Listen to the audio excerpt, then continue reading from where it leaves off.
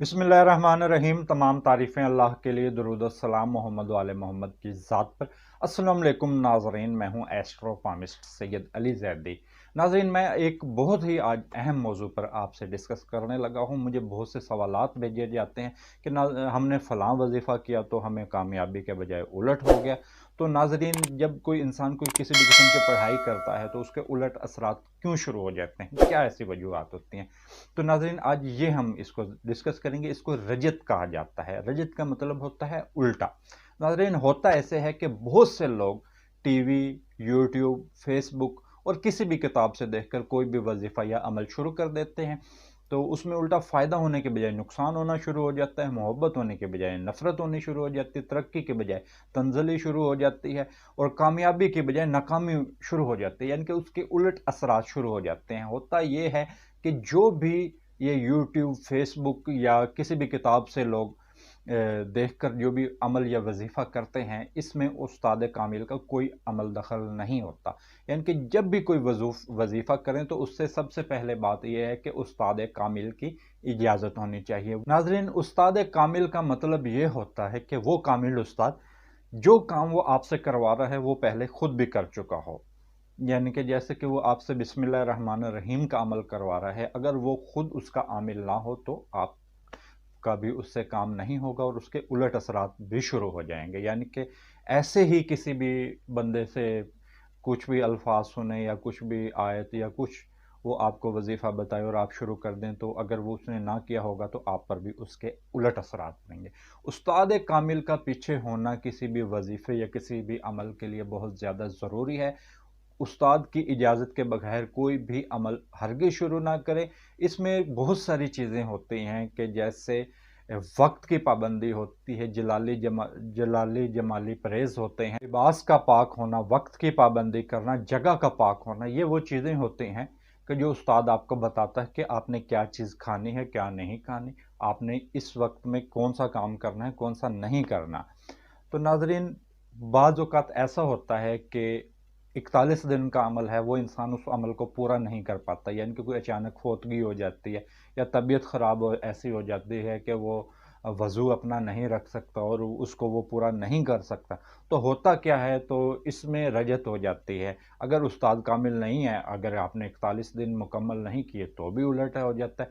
और बाज़ औक़ात ऐसे होता है कि जिस वक्त 41 दिन पूरे होते हैं तो जो चीज़ उस वक्त हाजिर होती है उससे मुआहदा करना होता है।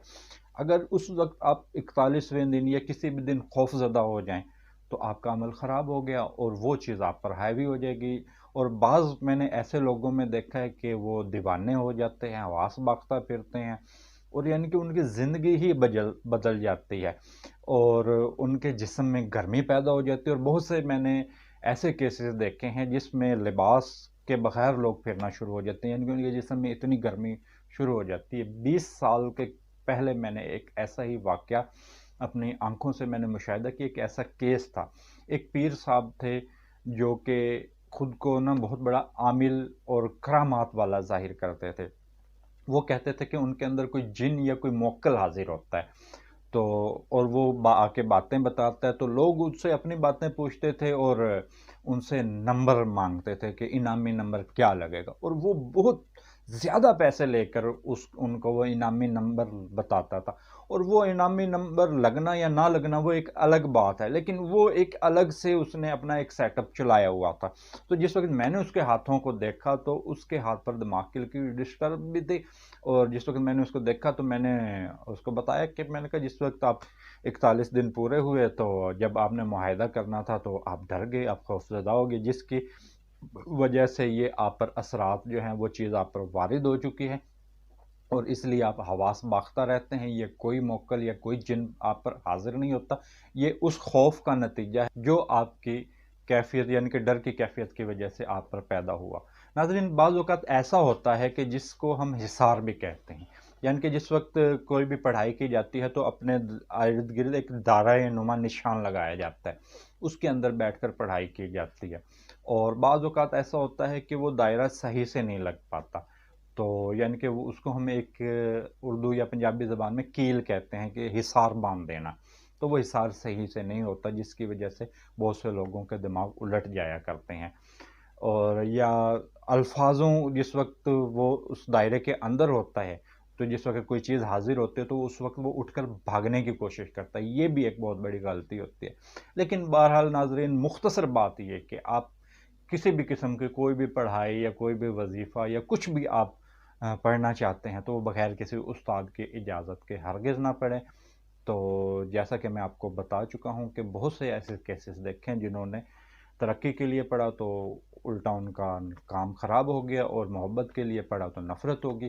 تو لہٰذا اگر آپ اس قسم کی چیزوں میں دلچسپی رکھتے ہیں یا کچھ پڑھنا چاہتے ہیں تو جو مسلسل جس کو وظیفہ یا ہم عمل کہتے ہیں، کسی قسم کا عمل کرنا چاہتے ہیں تو اس کے پیچھے استاد کامل کا ہونا بہت زیادہ ضروری ہے۔